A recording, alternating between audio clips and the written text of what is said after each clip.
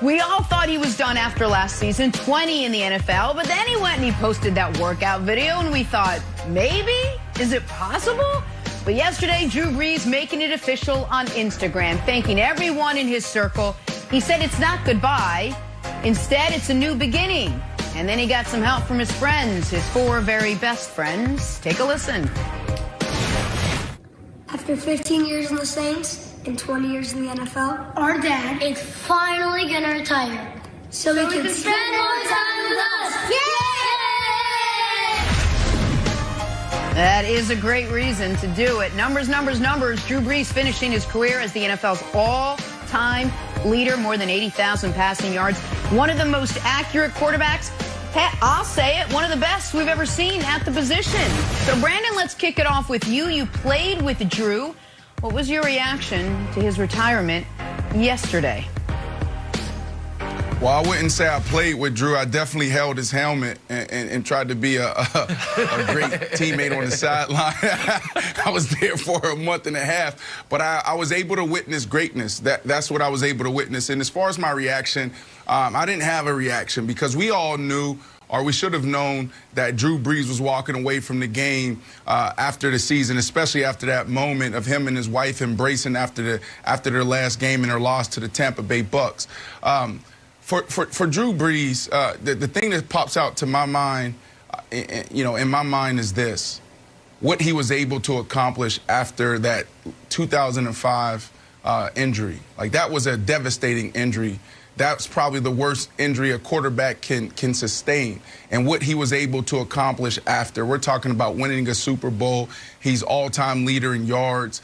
He's second all-time in TDs. And he probably has a handful of other records, that we can show and talk about. This dude's greatness and his level of commitment was second to none. His mastery is something that also sticks out. He is the one guy in the National Football League that mastered the process, that mastered, being able to be the same guy every single day. So was I surprised? Absolutely not. I think everybody on the show, Jenna, you included, when he posted that video, it was like, well, is he coming back? I was like, guys, he's fooling you. You know he's not coming back. And Jenna was like, well, who pushes weight that way? Like, who does those exercises? He's pushing a sled through a parking lot. Yeah, Jenna's like, oh, he's definitely going to come back, or he's thinking about coming back. I was like, no, it's over. So, Nick, the biggest takeaway for me was what he was able to accomplish after that 2005 injury. And I think sometimes in the moment a guy retires, especially a guy we've been talking so much about for the last 15 years, you almost gloss over some of the first line on the resume stuff. And here's what Drew Brees unequivocally is. He is the greatest free agent signing in the history of the NFL. With respect to Reggie White, Drew Brees took that title from him when, and this is the second line on the resume, when he saved football in the city of New Orleans and the state of Louisiana. I think it is eminently reasonable to say, if not for Drew Brees remaking the Saints post-Katrina, the Saints would not have been able to remain in New Orleans. So that goes along with all of the statistical greatness that we showed leading up to this conversation. And listen, Brady's going to, in the couple categories where Brees is first all-time, Brady's almost assuredly going to pass him this year. So Brees is going to finish second in almost every major passing category, but he's got a big cushion. Like touchdown passes where he's second. If you look at the great quarterbacks who are chasing him, Rodgers needs 160 to pass him. Russ needs more than 300 touchdown passes to pass him. Wow. And some of the other things, Wilds, that Drew Brees made feel commonplace. So there have been 14 seasons in NFL history where a quarterback completed 70% of his passes. Brees has 7. Every other quarterback ever has 7. There has been 12 seasons in NFL history where a quarterback threw for 5,000 yards. Brees has 5. Every other quarterback in NFL history has 7. So the super high volume, super high efficiency passer Drew Brees kind of invented that and is on a corner by himself historically in that category. And that is the statistical legacy to go along with the bigger legacy, which I think is saving football in New Orleans.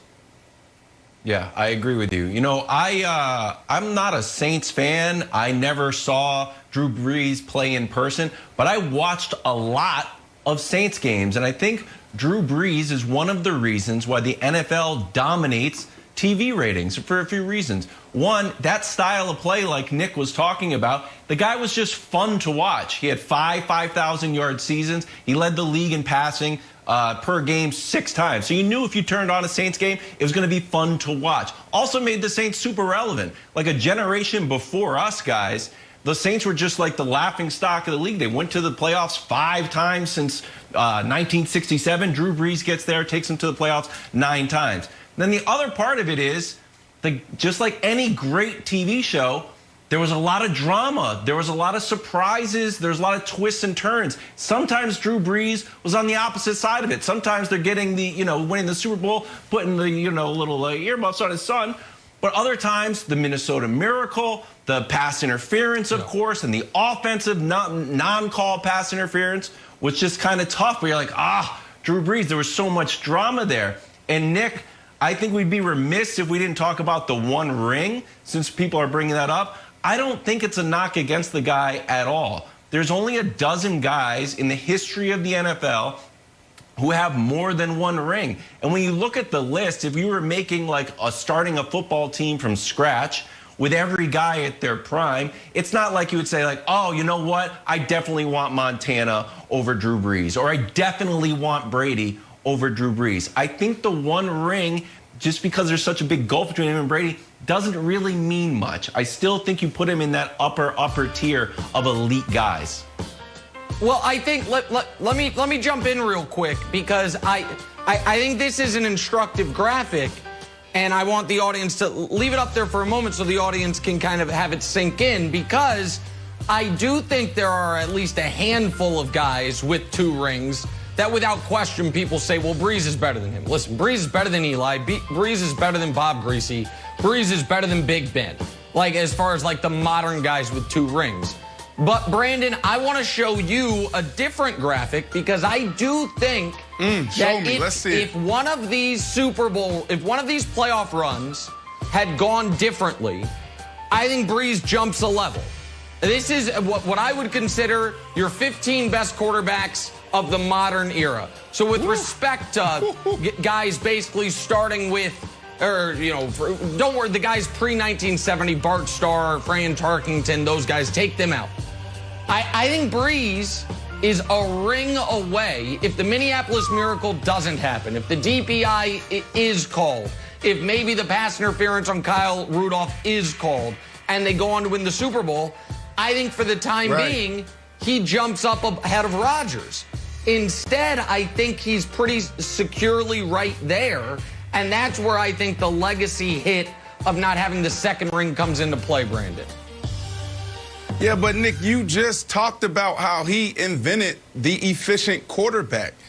So right now when I'm looking at this pyramid, I put him in front of our guy, Terry Bradshaw, and Roger, and even Favre, because of how he played the quarterback position and how he elevated the game. We're talking about a dude who mastered the process. What do I mean by process? Literally, when he wakes up in the morning until he goes to bed, there's nobody just locked in on a routine like Drew Brees. And we're talking about that trickling down from him all the way down to the damn scout team. So Drew Brees, man, the way he played the game, the way he approached the game is second to none. I would say he's ahead of all of those guys on that chart outside of probably Peyton Manning when it comes to that. Now, when it comes to winning championships, that's a whole nother conversation. Now we're talking about teams, we're talking about coaches. So I think it starts to peel back the layers. But Drew Brees, man, congratulations on an amazing career.